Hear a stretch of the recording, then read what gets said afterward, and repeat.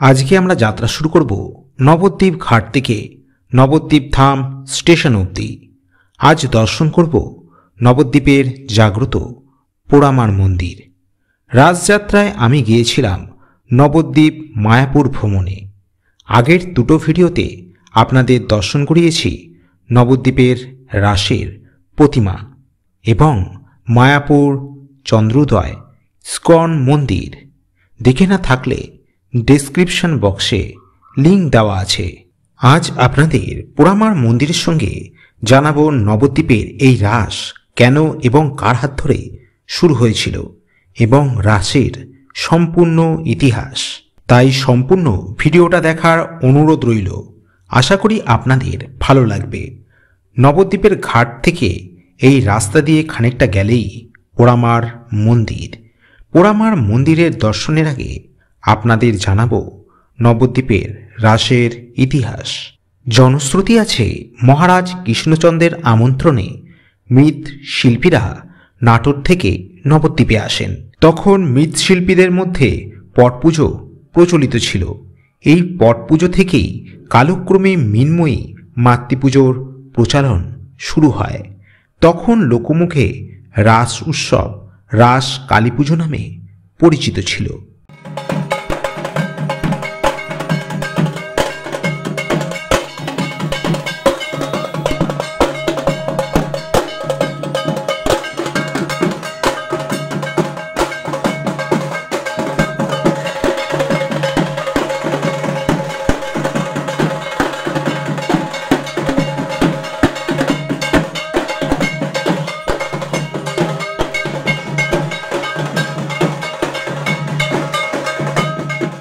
বাঙালির 12 মাসে 13 পার্বণ লেগেই থাকে।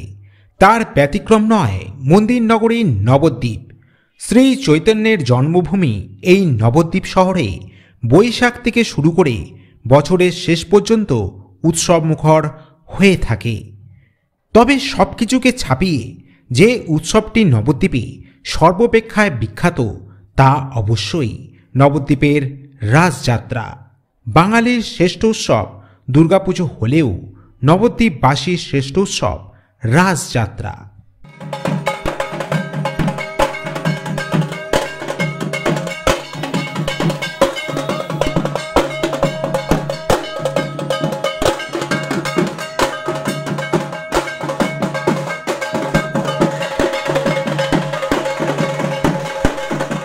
কার্তিক মাসের পূর্ণিমা তিথিতে এই উৎসব পালিত হয়। রাস উৎসবকে কেন্দ্র করে লক্ষ লক্ষ লোকের সমাগম হয় এই নবদ্বীপ শহরে। বিভিন্ন রাজ্যে রাস উৎসব উদযাপিত হয় বৈষ্ণবীয় রাস হিসাবে, কিন্তু নবদ্বীপে রাস উৎসব ব্যতিক্রমী, কারণ এইখানে বৈষ্ণব ও শাস্তক উভয় ধর্মতেই দেবদেবী পূজিত হন।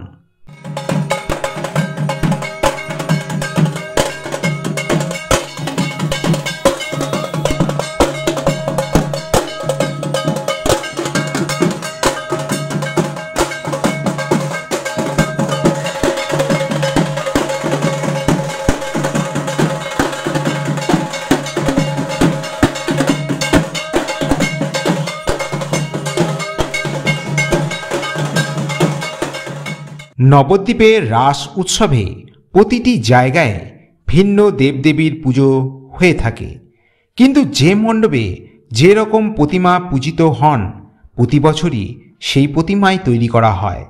স্থানীয় বাসিন্দাদের মতে এই প্রতিমা নির্বাচন করে গেছেন তাদের কোনো পূর্বপুরুষ বা পাড়ার গুণীজনেরা।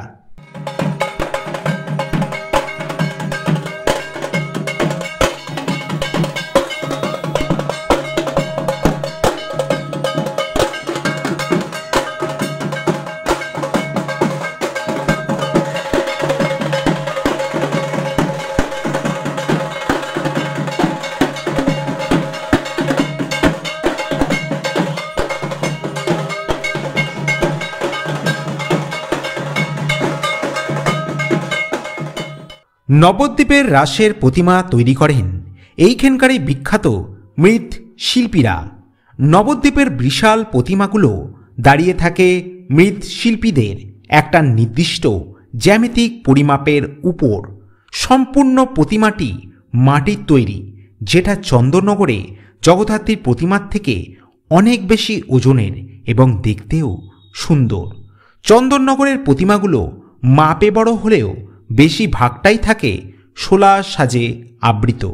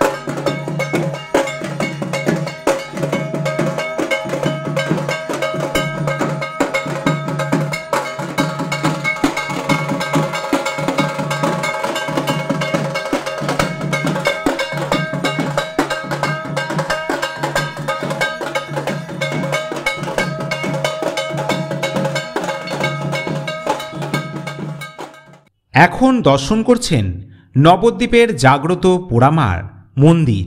এই মন্দির প্রায় 200 বছরের পুরনো। 200 বছর আগে নির্জন এক জায়গায় গড়ে ওঠে এই মন্দির। সময়ের সঙ্গে সঙ্গে জনবসতি গড়তে শুরু করে মন্দিরের আশেপাশে, যা এখন এক গিঞ্জি পরিবেশের সৃষ্টি করেছে। বাজারের ভিতরে অবস্থান এখন এই মন্দিরের। মন্দিরের আশেপাশে গড়ে উঠেছে দেবীর পুজোর উপকরণের দোকান, সঙ্গে আরও অজস্র দোকান আছে বিভিন্ন জিনিসের।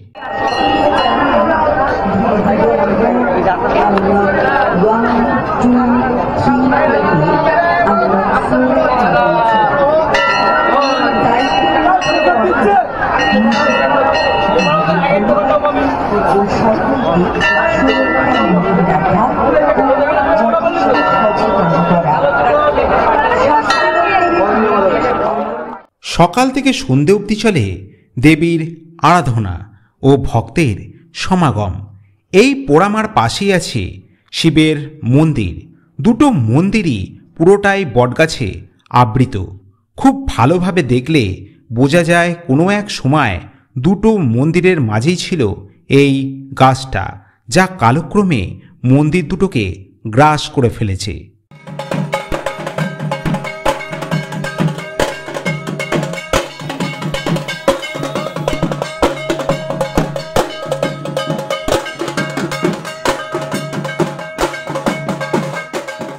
কথিত আছে বীরদত্ত নামে এক তন্ত্রসাধক ও সিদ্ধসাধক বাস করতেন এই নবদ্বীপে। তিনি একসময় এইখানকার এক বনের মধ্যে দেবী কালিকাকে স্থাপন করেন এক ঘটে এবং ঘটেই নিত্য পুজো করতেন। বীরদত্ত মারা গেলে পুজোর দায়িত্ব পান নবদ্বীপের বিখ্যাত পণ্ডিত বাসুদেব সর্বভৌম। তিনি বন থেকে ওই ঘট নিয়ে এসে এক বটবৃক্ষের নিচে পুনঃস্থাপন করেন। কিন্তু একদিন হঠাৎ বজ্রপাতে অগ্নিকাণ্ডে পুড়ে যায় সেই গাছ। সেই থেকেই দেবী হয়ে উঠলেন পোড়ামা ভবতারিণী। এরপরে নবদ্বীপ বাজারে প্রাচীন বটবৃক্ষের তলায় ছোট্ট এক মন্দিরে স্থাপিত হলেন পোড়ামা।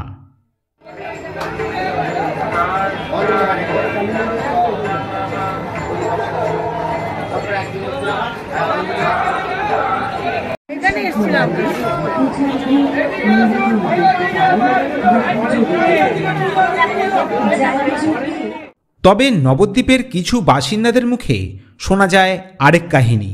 ধাত্রীগ্রাম ও বিল্লগ্রামে দুইজন সাধক কঠোর তপস্যা করে মা সরস্বতীর আশীর্বাদ পান। এর কিছুদিন পর 3 ঘর ব্রাহ্মণ ও 9 ঘর চাষি নিয়ে রাজা কাশীনাথ এইখানে বসবাস করতে আসেন। এইখানে তিনি আগুন লাগিয়ে জঙ্গল পরিষ্কার করে বসবাসের উপযোগী করতে গিয়ে জঙ্গল সমেত মা ভবতারিণীর স্থানসহ বটগাছটাকে জ্বালিয়ে ভস্মীভূত করেন। তারপর থেকেই এই ভবতারিণী মা হয়ে ওঠেন পোড়ামা নামে খ্যাত। আরও শোনা যায় মন্দিরের ভিতরে দেবীর ঘরটি প্রতিষ্ঠিত করেছিলেন এক তান্ত্রিক।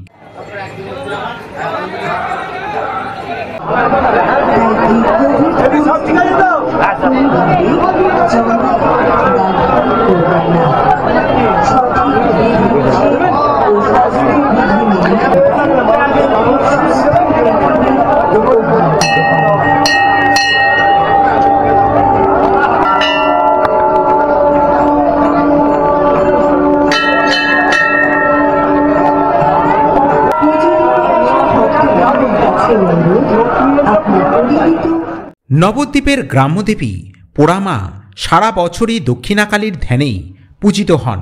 তবে সরস্বতী পুজোর দিন পঞ্চমী তিথিতে দেবী নীল সরস্বতী রূপে পূজিত হন।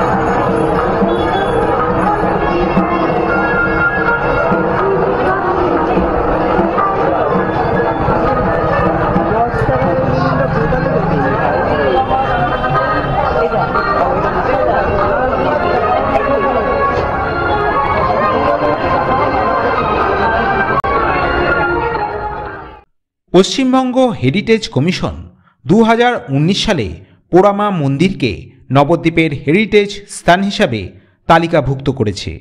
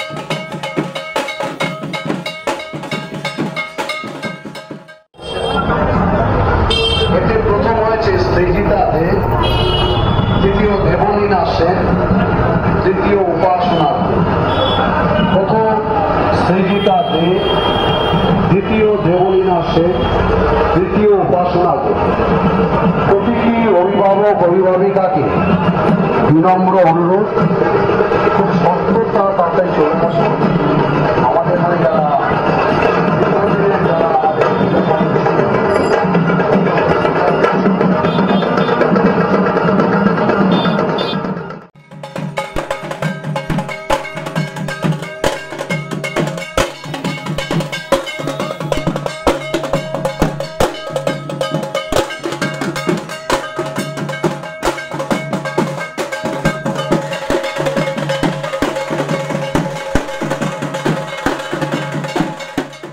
নবদ্বীপের রাস উৎসবের শেষে পুজোর পর শোভাযাত্রা অনেক হয়, কিন্তু এই শোভাযাত্রার মধ্যেও এক অনন্য ধারা বহন করেছে নবদ্বীপের রাস।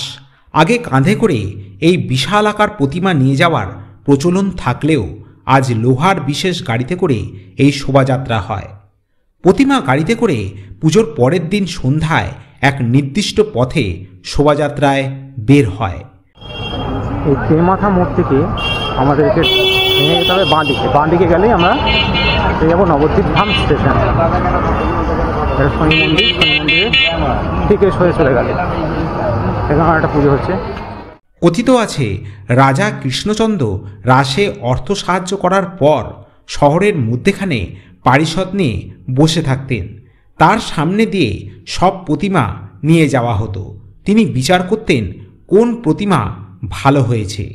আজ রাজা না থাকলেও সেই ধারা চলে আসছে অনন্তকাল ধরে। পরের ভিডিওতে আপনাদেরকে নিয়ে যেতে চলেছি এক অন্য রাজ্যে। দর্শন করাবো সনাতনী ধর্মের বিভিন্ন রীতিনীতি। তাই দেখতে ভুলবেন না বঙ্গে ব্লগ। ভিডিওটা ভালো লাগলে শেয়ার করে সবাইকে দেখার সুযোগ করে দেবেন এবং চ্যানেলটাকে সাবস্ক্রাইব করে পাশে থাকা বেল বোতামটি টিপে অবশ্যই অল করে দেবেন, যাতে করে এই চ্যানেলে নতুন কোনো ভিডিও এলে ইনস্ট্যান্ট নোটিফিকেশন চলে যেতে পারে আপনার কাছে।